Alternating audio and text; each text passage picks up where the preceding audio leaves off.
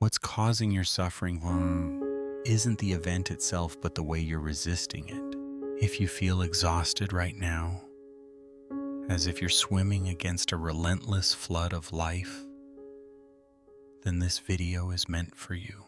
Today, we enter the path of Stoicism and Taoist wisdom, where you'll discover why water, though soft, conquers stone, why letting go can be your greatest strength, and why inner calm can save you even in chaos. You'll understand that resisting fate only deepens your wounds. Broken plans are not the end, and stillness within is what carries you through the storm. If your mind feels tangled, if your heart feels heavy, sit down and listen, because what follows may change the way you see your entire life. Let's begin. My weary friend, I know what you are feeling. You are trying to swim against a raging flood. You are straining your entire being to hold up a sky that seems to be collapsing upon your shoulders. You think strength lies in gritting your teeth, in controlling everything, in forcing the world to bend to your will. I once believed the same. Stoicism teaches resilience, yet sometimes we mistake resilience for a stiff, stone-like rigidity. But stone eventually erodes. Only water endures. Now you and I together will explore the timeless wisdom of Stoic philosophy. We will learn to release useless resistance. We will learn to overcome adversity, not by striking it, but by flowing through it. Nature does not hurry, yet everything is accomplished. Look out the window. Do you see that tree growing? No, you do not see it move. Do you see spring rushing in to replace winter? Numb. Nature operates in absolute stillness, slowly yet never late. Harvests still come, and ancient forests remain green. We, the modern humans, are trapped in the sickness of haste. We fear that if we fail today, we will starve tomorrow. We force ourselves to ripen like chemically induced fruit. From a Stoic perspective, haste is merely fear in disguise. The fear that the future will not unfold according to our desires. But Lao Tzu reminds us, true lasting accomplishment does not come from frenzy, but from steadiness and harmony with the natural order. If you are struggling, do not try to rush fate. Do your work steady as breath, slow as the roots that push into the earth. Do not stare at the clock. Look at the task itself. Everything will be completed in its rightful time. All things require time. You cannot rush a process, just as you cannot force a fruit to ripen faster while it still draws nourishment from its tree. Only when it has reached its appointed maturity does it sweeten. Yet this does not mean you should abandon effort or let time alone deliver results. In life, there are moments when you must accelerate your pace, advance your work, shorten the path toward success. But no matter how hard you strive, every outcome demands its appropriate measure of time. Stoics often allow time to answer and trust God to bring forth the result. Flow with whatever may happen and let your mind be free. Life is a series of natural and spontaneous changes. Don't resist them. That only creates sorrow. This is the essence of amor fati. Love your fate in Stoicism. We suffer not because events occur, but because we resist them. When you lose your job, the true pain is not in the termination letter, but in the thought, why me? This shouldn't have happened. That resistance is the real hell. Taoism calls this following the current. Imagine yourself in a fierce river. If you swim against it, you exhaust yourself and drown. But if you loosen your body, follow the water's movement, you can still steer lightly to avoid the rocks. To the friend facing upheaval, what's done is done. Change is the nature of the universe. You cannot stop the sun from setting, nor stop a relationship from ending, nor hold on to a missed opportunity. Free your mind from the burden of should have. Do not argue with reality. Say instead, so be it. This is what is. Now where does the current carry me? That is ultimate freedom. The softest things in the world overcome the hardest things in the world. Water is the softest thing, yet it can penetrate mountains and earth. These are the teachings I treasure most. In ordinary thinking, we believe the strong one is the man with the large fists, the loud voice, the unyielding will. But Laozi smiles at such ideas. Look at water.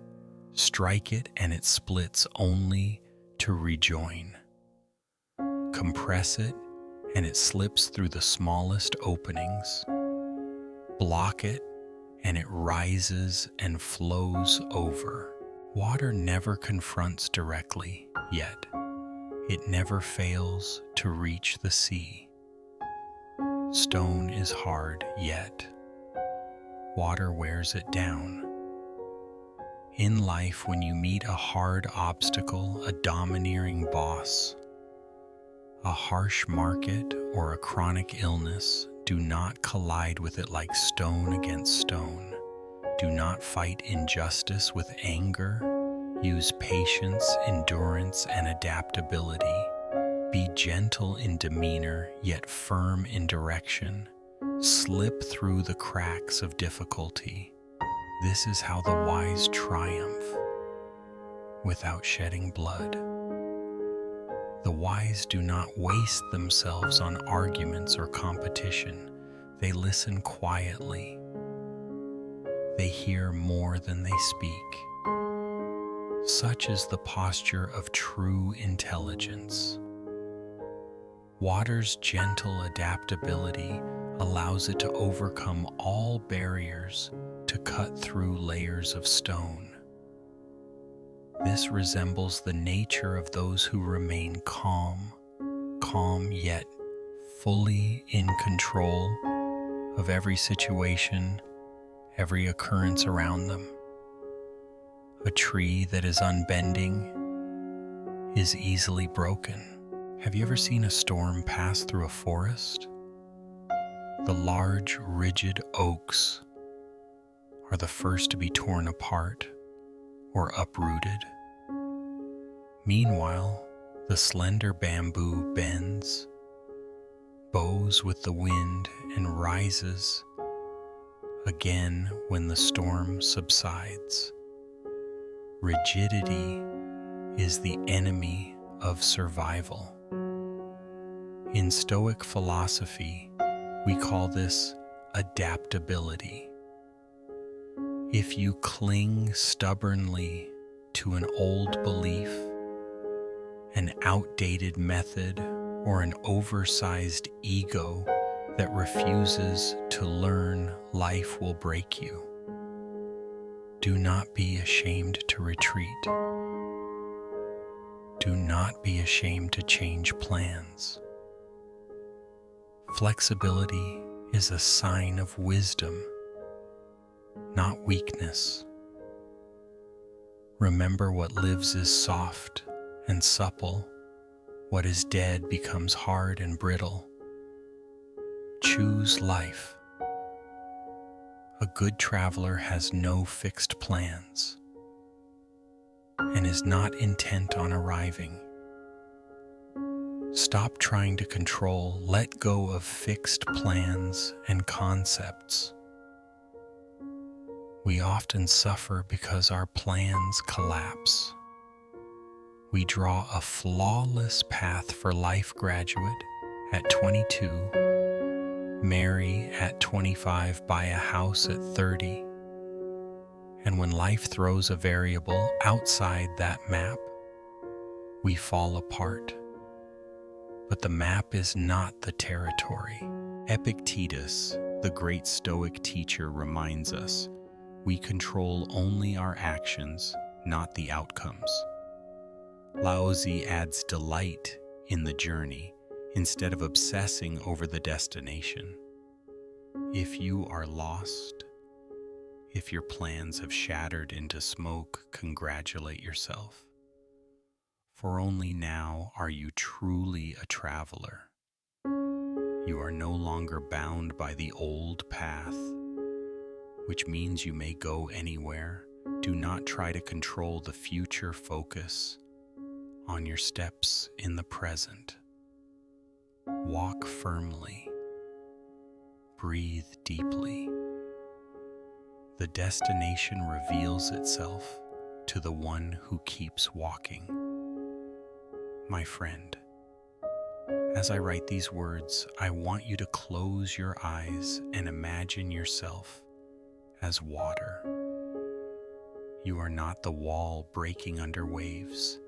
You are the waves. You are not the stone blocking the path. You are the stream weaving around it. Life may be battering you, throwing you into painful and absurd situations. Stoic philosophy tells you to accept them as fate's test. Taoism whispers, relax, do not strain, move with what is. True strength does not lie in how much weight you can carry, but in how lightly you can set it down to continue your journey. Learn the lesson of Wu Wei. Act without forcing, strive without clashing, and yet nothing remains unachieved. Let these words seep into your soul like rain into parched earth. Rest. And when you are ready, we will move to the next part. Stillness and inner happiness. Marcus Aurelius, the great Stoic emperor, wrote his journal entries inside a military tent amid the smell of blood and the clash of steel. There he found an inner citadel no one could violate. Laozi, in a distant mountain, discovered the same truth. He called it a return to the root. My friend, if your mind feels like a bowl of tangled leek soup, messy, anxious, and full of fear, then the teachings below are the strongest antidote you could take. To the mind that is still, the whole universe surrenders. This is a bold statement, almost arrogant at first glance. How could the vast universe possibly surrender to a small human mind? But think again. When your mind is chaotic, even a car horn irritates you. A single criticism wounds you.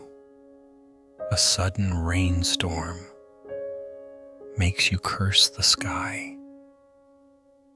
In those moments, you are fighting against the universe, and you always lose. You are a slave to circumstances. But when your mind is still like an unruffled lake, the car horn is merely a sound.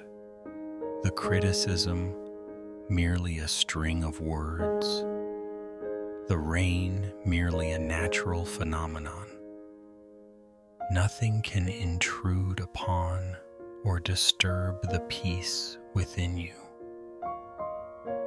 When you no longer react compulsively to the external world loses its power over you. That is the universe's surrender. In Stoic philosophy, this is apatheia, freedom from irrational passions and disturbances. Stillness is not emptiness. It is fullness so complete that nothing external can overflow or diminish it. Build that stillness. When storms arise, be the eye of the storm, the calmest place of all. When your mind is still, your heart is steady. When your heart is steady, life becomes simple. You have the clarity and composure to handle all matters. If your mind is restless and your heart unsettled, how could you possibly possess the lucidity to act, decide, or understand? If you are depressed, you are living in the past. If you are anxious, you are living in the future. If you are at peace, you are living in the present. This saying of Lao Tzu cuts through the psychological suffering of humanity like a surgeon's blade. Seneca, a Stoic philosopher, echoed the same truth. We suffer more in imagination than in reality. We carry on our shoulders two enormous corpses. One is the corpse of yesterday, regrets, mistakes, and losses. The other is the specter of tomorrow, fears and disastrous scenarios that haven't happened. How can we walk lightly while bearing both? To the friend struggling with depression or anxiety, you cannot change the past, no matter how many tears you shed.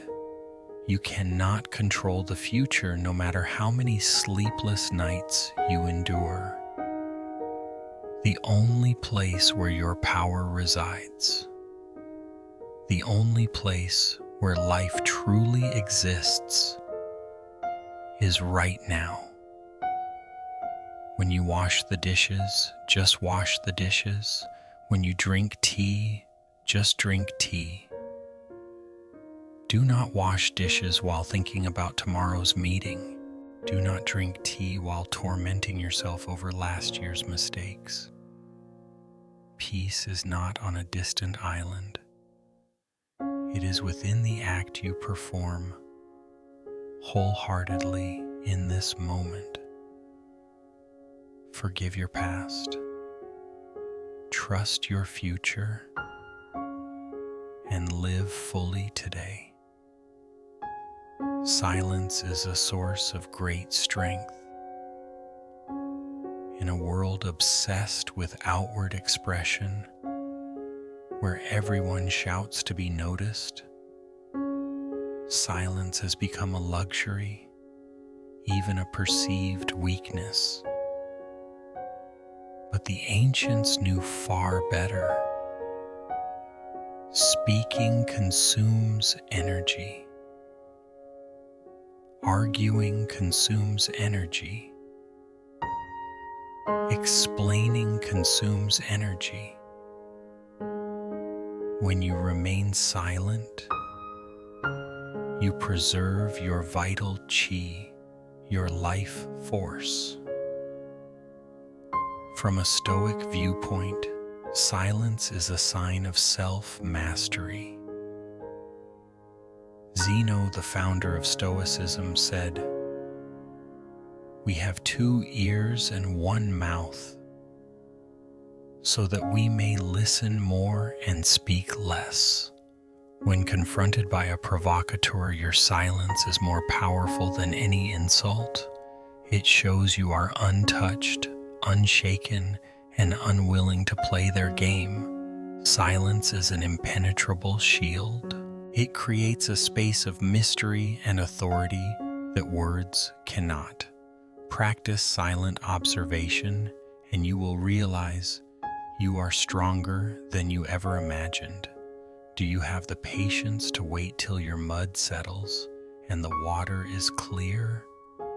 This is a beautiful metaphor for emotional management.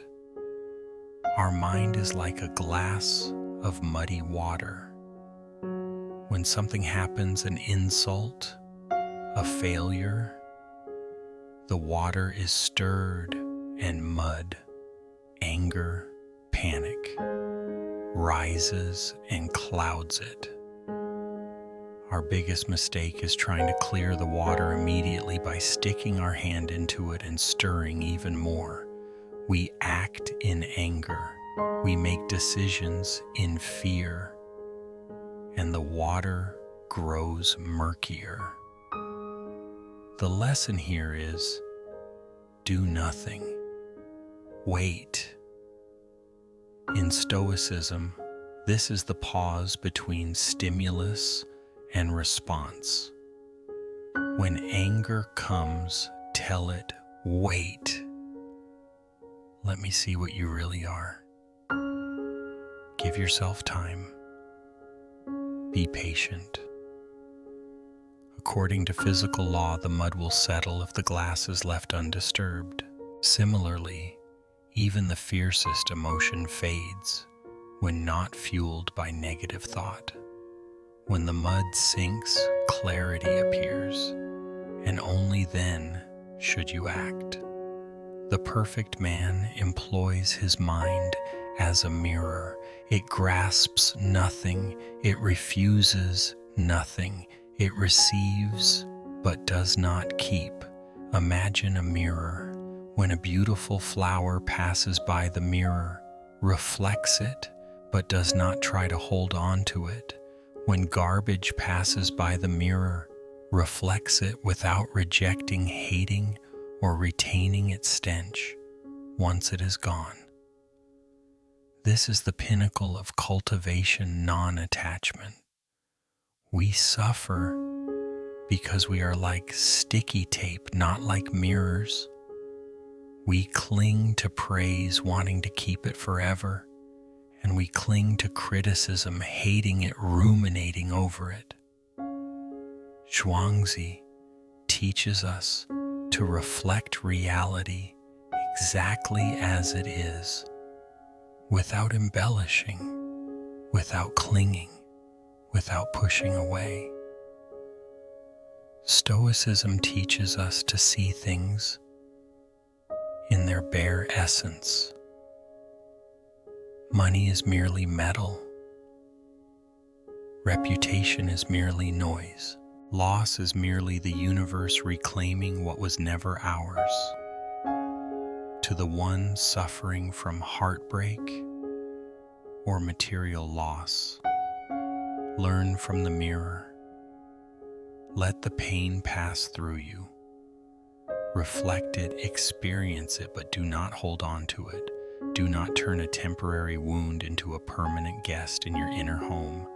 Everything comes and goes. Only the knowing mind. The mirror remains clear and silent. My dear friend, as I write these final lines, I feel a strange peace, and I hope you feel it too. The world outside will continue to be loud. People will still compete, deceive, and rush. But you now hold the secrets of the sages. You do not need to flee to a mountain to find peace. That mountain lies in your breath, in the pause before anger, in the mirror-like gaze with which you observe all things. Practice this stillness, not to escape life, but to return and face it with a calm, unshakable strength. When your mind is still, your vision becomes clear, and when your vision is clear, no obstacle is insurmountable.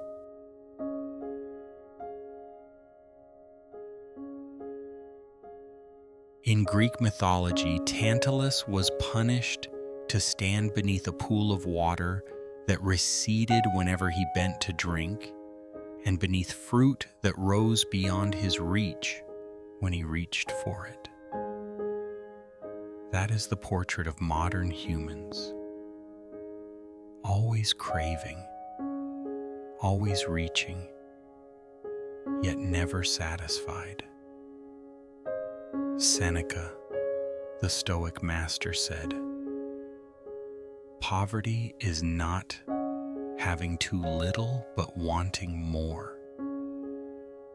Lao Tzu, 1,000 years earlier, wholeheartedly agreed, "Let their wisdom wash away this endless thirst. He who knows that enough is enough will always have enough. He who knows he has enough is rich." This is a simple yet profound equation. Wealth is calculated by what you have divided by what you want. If the denominator desire is infinite, then however large the numerator assets, the result tends towards zero. You will still feel poor. But if you limit the denominator to enough, suddenly you become rich without a single extra coin in your pocket. In Stoic philosophy, we exalt self-sufficiency, autarkeia. The self-sufficient person does not depend on external things for happiness.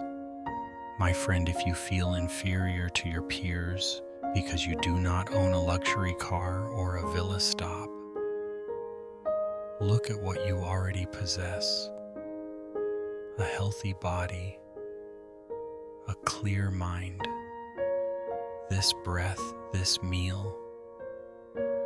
You have enough to exist and to experience life. Abundance rarely brings happiness. It brings the fear of loss. The wealthiest person is not the one who owns the most, but the one who needs the least. Become the ruler in the kingdom of enough. Happiness is the absence of the striving for happiness. This is one of Zhuangzi's deepest sayings. It resonates fully with modern Western thought from Viktor Frankl. Happiness cannot be pursued, it must ensue. When you say, "I want happiness," you implicitly affirm, "I am lacking happiness." The striving, the forcing after happiness is what produces suffering. You are like someone frantically searching for the glasses that are already on their face. Do not try to be happy. Do not set the goal, next year I will be happy. Live well right now. Practice virtue in the Stoic manner. Live justly, courageously, temperately, and wisely. Do your work. Love those around you. Enjoy your morning cup of tea. Happiness will quietly arrive, and a light on your shoulder like a butterfly when you no longer chase it.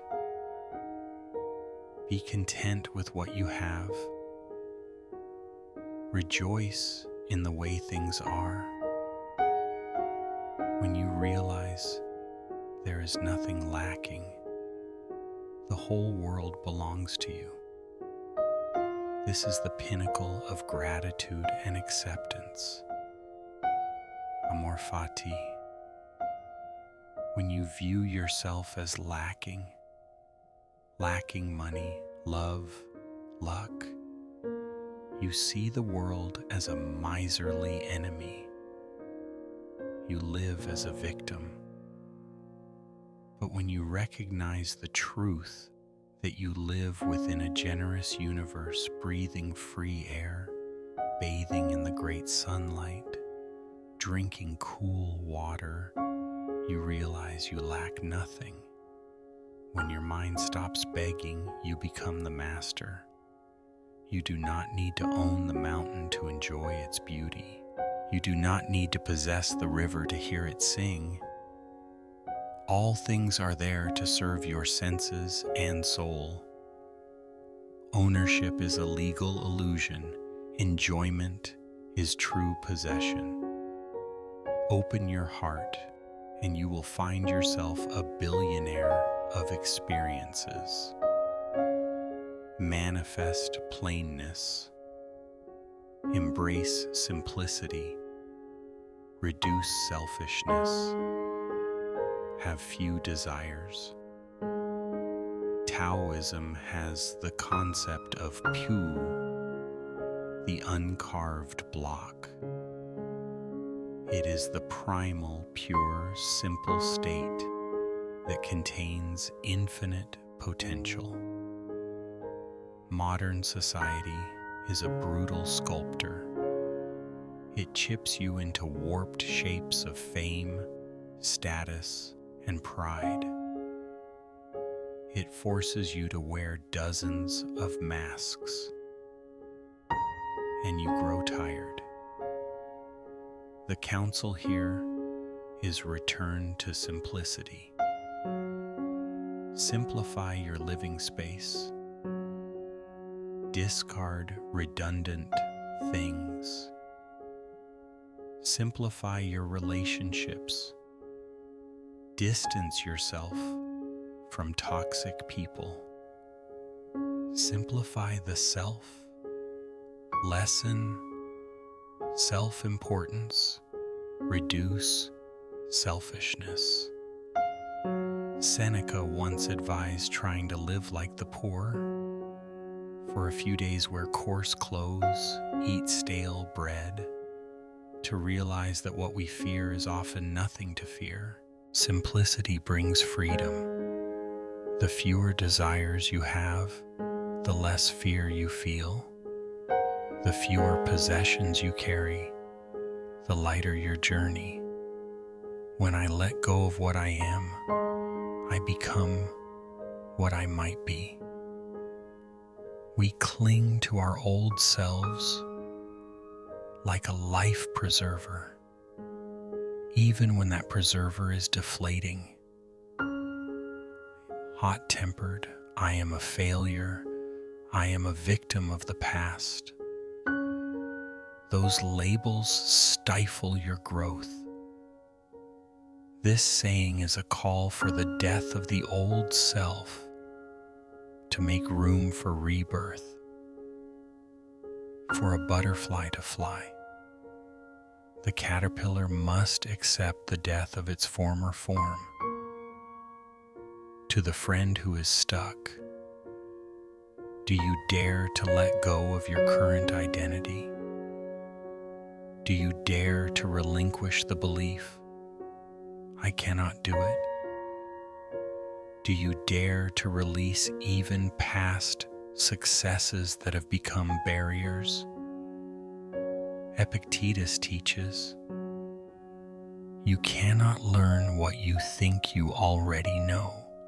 You must be empty to receive the new. Letting go is not loss. It is the prerequisite of maturation. Be brave and shed your skin. A greater version of you awaits on the other side of release. My dear friend, we have just traversed a difficult lesson, learning to say enough amid a world that screams more. I hope you understand that this philosophy does not endorse laziness or lack of ambition. On the contrary, it frees you from misplaced goals so you can direct your full force toward what truly matters. When you no longer waste energy on envy, greed, and chasing vanity, you possess a tremendous reservoir of energy to work, to create, and to love.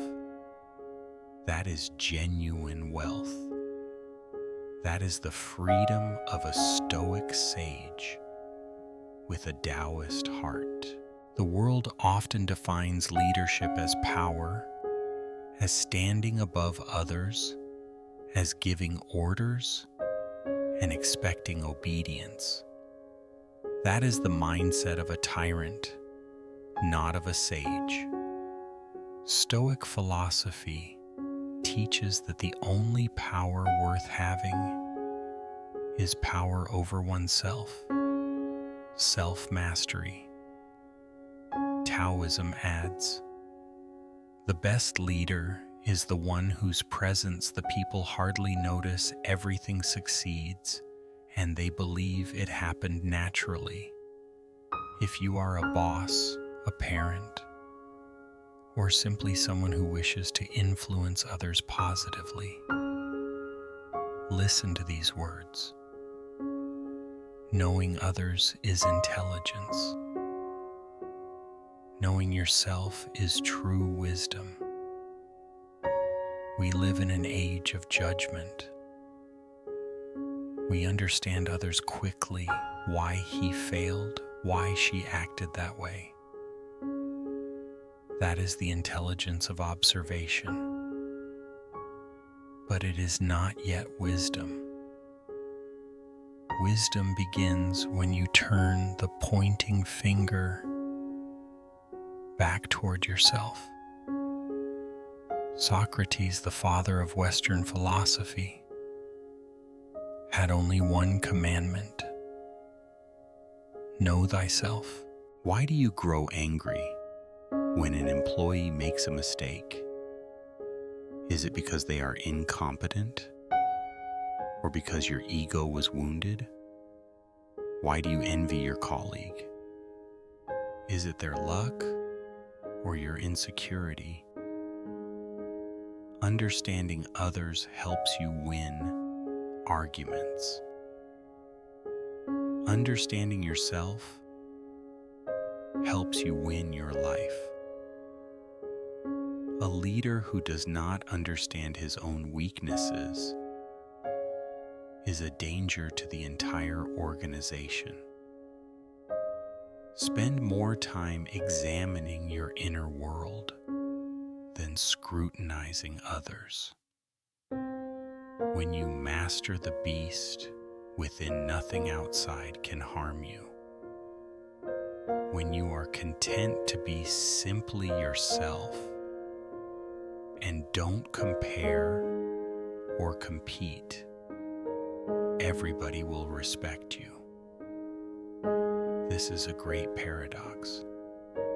The more you try to impress, the more pressure you create. Those who boast and strain to prove themselves are often the most insecure. They seek external validation to fill an inner void, and people, though silent, can sense the artificiality. Contrast this with those who are truly confident. They are simple, humble, quiet. They are like a great mountain that does not need to argue about its height. Its presence alone commands respect. Epictetus taught, if you wish to improve, be content to be thought foolish in things irrelevant. Do not be afraid to be yourself. Do not fear judgment. When you relinquish the need for praise, you become untouchable. And ironically, the moment you stop seeking respect, the world respects you for your authenticity. To lead people, walk behind them. Imagine a shepherd. He does not march in front pulling the flock. He stands behind. He lets the strongest sheep lead the way while he watches, protects, and encourages the weaker ones, ensuring none are left behind. This is the mindset of servant leadership, celebrated in modern management but spoken by Laozi 200 years ago. In Stoic philosophy, this aligns with sympatheia. We are bees of the same hive limbs, of the same body. The leader's duty is not to indulge himself, but to serve the common good. If you want your employees to give their best, lift them up. Do not crush them. Empower them to shine. When they succeed, step back. When they fail, step forward to take responsibility. That is how you walk behind, yet truly lead. Water always flows to the lowest point, yet it gathers into the vast sea. The one who knows how to lower himself, humility, is the one who wins the hearts of all. Governing a great nation is like cooking a small fish. Too much handling will spoil it. Have you ever fried a small fish? If you poke it every few minutes, it falls apart. You must wait. Trust the heat, the oil, the natural process. The same is true in management and parenting. Greatest mistake is micromanagement. We do not trust others. We want to control every detail. The result is the destruction of creativity in employees and independence in children. A wise leader in the Taoist spirit sets the environment, the rules, the culture, and then steps back. Let things run their course. Trust the process. Crude interference only breeds resistance. Learn to let go so that others may grow. It is the most intelligent form of effortlessness. Kindness in words creates confidence. Kindness in thinking creates profoundness. Kindness in giving creates love. Many misunderstand Stoicism as cold and emotionless. They are wrong. Stoics are cold toward misfortune, but warm toward human beings. Seneca said, "Wherever there is a human being, there is an opportunity for kindness." Kindness is not weakness. It is the glue that holds society together. A kind word at the right moment can save someone's terrible day, creating confidence. A kind thought enables you to understand others' pain, instead of judging them, creating depth. A generous act sows seeds of happiness, creating love. In a harsh world, kindness is an act of courage. Do not hoard compliments. Do not ration your smile. They are free investments that yield priceless spiritual returns. Be a warm light to those around you. My dear friend, these leadership teachings do not teach you how to make more profit or seize power through cunning. They teach you how to become a greater human being. When you understand yourself, you possess wisdom. When you are humble, you possess humanity. When you are kind, you possess true strength. Carry the spirit of water in the way you treat the world, soft yet unstoppable, lowly yet embracing all. Lead your own life and guide others through the radiance of virtue, the whip of authority.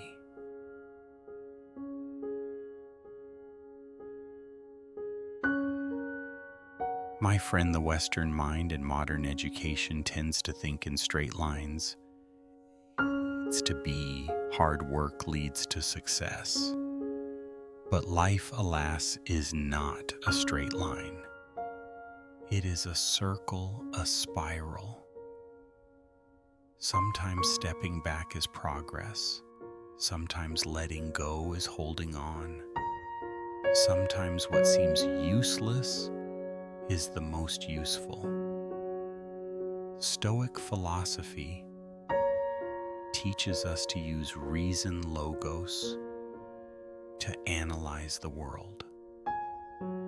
Taoism teaches us to use intuition to sense the world. When the two meet, we gain a complete vision. One eye sees things, the other sees the space between things. A journey of 1,000 miles begins with a single step. This saying is so famous that it has become cliché. But brush away the dust of cliché and look at its core.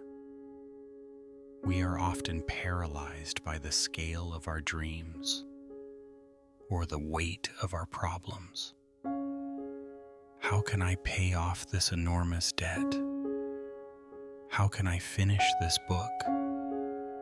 How do I survive this grief? When we stare at the 1,000 miles, we freeze. Stoicism has a concept called prokopton, the one who is progressing. Such a person does not focus on the distant destination.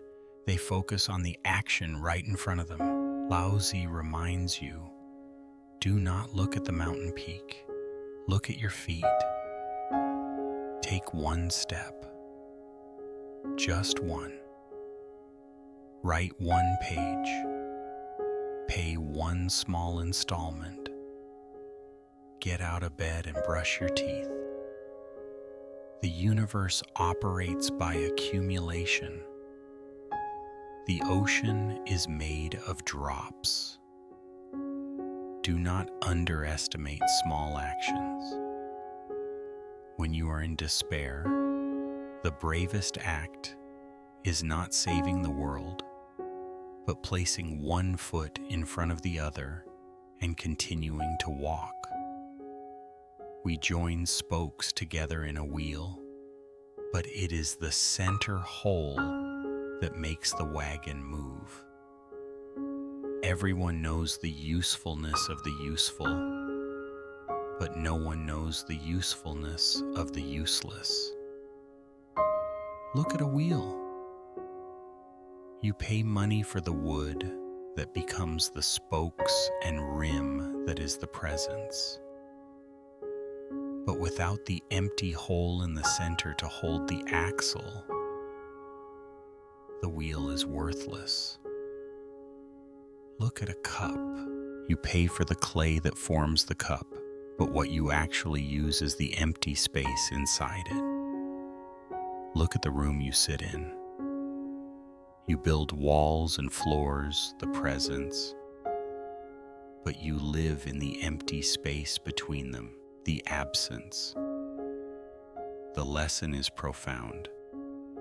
Modern people overvalue the presence, achievement, possession, busyness, and neglect the absence, rest, silence, leisure.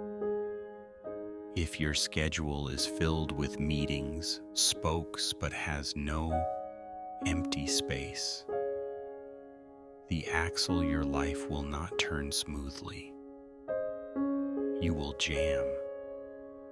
You will burn out.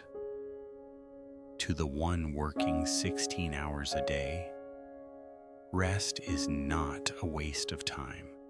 It is the empty hub that allows the wheel of your career to keep spinning. Great ideas rarely appear when we are buried in work, but when we shower, walk, or do nothing. Cherish the quiet intervals. Let your mind breathe. That uselessness is the womb of all usefulness.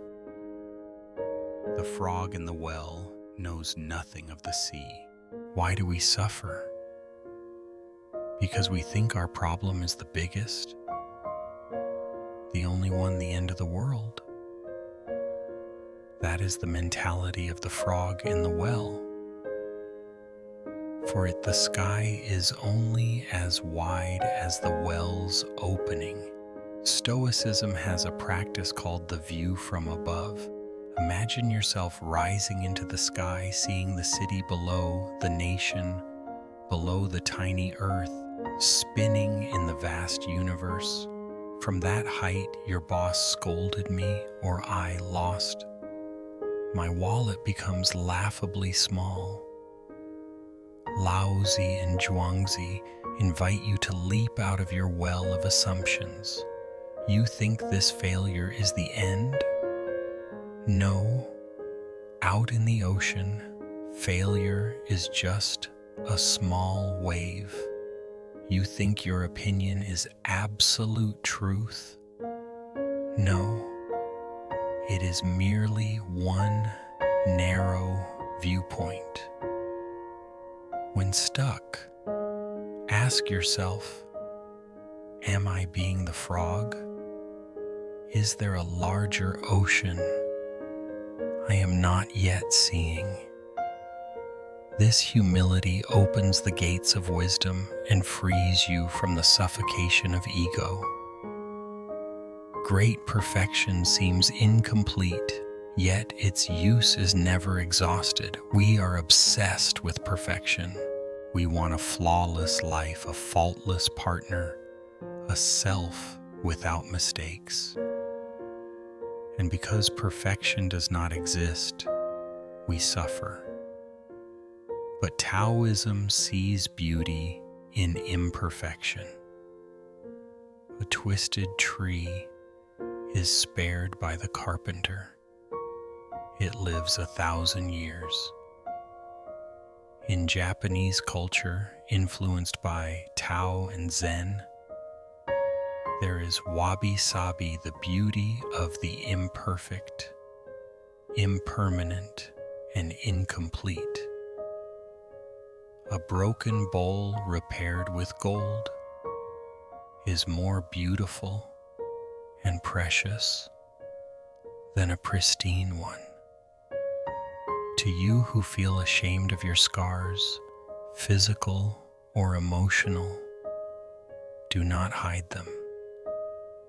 Your stumbles, mistakes, and flaws make you unique. A perfect human from a textbook is dull and soulless. Your seeming imperfections, your experience, resilience, rough edges are inexhaustibly useful, giving you empathy and strength, unmatched by others. A Tao that can be told is not the eternal Tao. We end the journey with the opening sentence of the Tao Te Ching, a perfect closing of the circle. Why place this line at the end?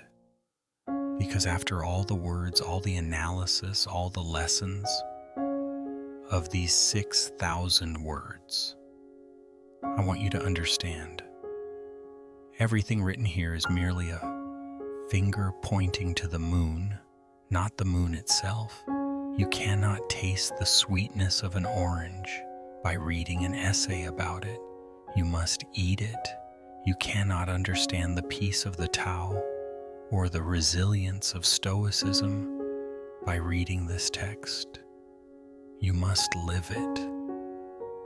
Truth lies beyond language. It lies in experience. Do not cling to the words. Do not debate whether Laozi was right or wrong. Close the screen. Step outside. Breathe. Face your challenges with a new mind. Experience wu-wei stillness, contentment right in your daily life. Only then will you truly touch the Tao. My friend, we have traveled far from the bustling streets of ancient Roman Athens with the Stoics to the misty mountains of ancient China with the Taoists. You now carry all the tools: flexibility like water, soft yet eroding stone, stillness like a mirror reflecting without clinging, contentment like the truly wealthy enslaved by no desire, leadership like the one who walks behind humble and uplifting, wisdom seeing the large in the small, the presence in the absence. Life will still throw stones at you. That is its nature. But your task is no longer to catch the stones and lament. Your task is to let the water flow past, to let the mud settle, and to smile with the calm of a liberated soul. Your present hardship is not a grave. It is a launch pad. It is the alchemical furnace that turns yesterday's rough stone into tomorrow's polished gem. Stand up, take a deep breath, and begin the first step of your 1,000-mile journey. I believe in you, and the ancient sages believe in you too. May you be peaceful and steadfast.